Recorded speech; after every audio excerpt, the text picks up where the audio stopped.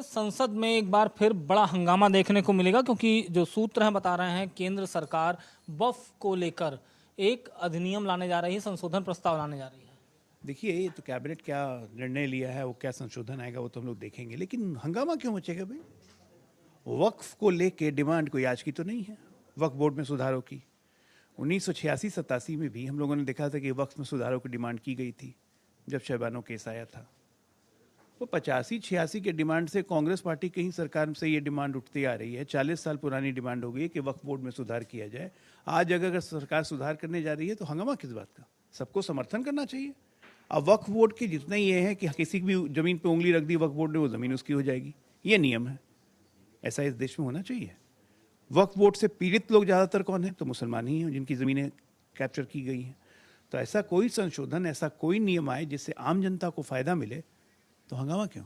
लेकिन आप लोग जो भी संशोधन विधेयक है, जो कुछ भी लाते हैं, विपक्ष का एक सीधा सा फंडा है, नैरेटिव सेट करके वो रखे हुए है, हंगामा करेगी। यही बात जनता को अब समझनी है कि इस चीज़ की डिमांड तो ऐसा बिल लाते ही क्यों? नहीं, कि इस चीज़ की डिमांड तो विपक्ष ही कर रहा था ना, हम नहीं कर रहे थे। कांग्रेस के ज़माने से, राजीव गांधी के ज़माने से इतिहास उठा के देख लीजिए, ये सबसे ज़्यादा डिमांड उन्हीं के टाइम में आई कि वक्फ बोर्ड में संशोधन कीजिए, वक्फ बोर्ड को ठीक कीजिए। आज जब मोदी जी ठीक करने जा रहे हैं तो विरोध क्यों कर रहे हैं? क्या करना चाह रहे हैं आप?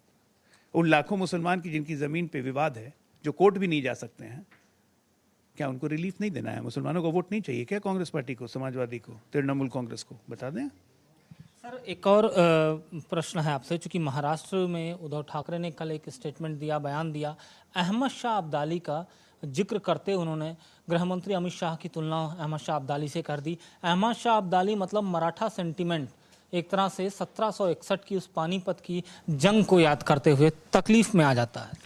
ऐसा है कि पूरा महाराष्ट्र जानता है और पूरा देश जानता है कि अहमद शाह अब्दाली से अमित शाह की कंपैरिजन दूर दूर तक नहीं हो सकती है।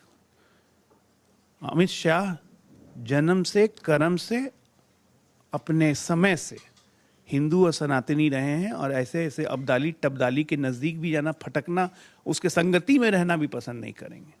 हाँ, उद्धव ठाकरे की आत्मा में जरूर गुणात्मक बदलाव आ गया है बाला साहब के जाने के बाद। वो औरंगजेब गैंग में रहते हैं ना बैठ के, कभी औरंगजेब की मज़ार पे जाके फातिया पढ़ते हैं, अब बहुत जल्दी बाबर की नवाज पे भी आएंगे। तो जो औरंगजेब बाबर के साथ रहेगा उसे अब्दाली ही याद आएंगे, उसे तैमूर लंग ही याद आएगा।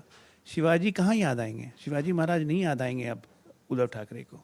आप लोग सत्ता जिहाद करते हैं, ये भी उन्होंने कहा है, सत्ता का जिहाद करते हैं, मतलब सत्ता। मैं यही तो कह रहा हूँ कि ये जिहाद, सत्ता जिहाद, ये सब शब्द आए कहाँ से उद्धव ठाकरे की डिक्शनरी में? कहाँ से आए?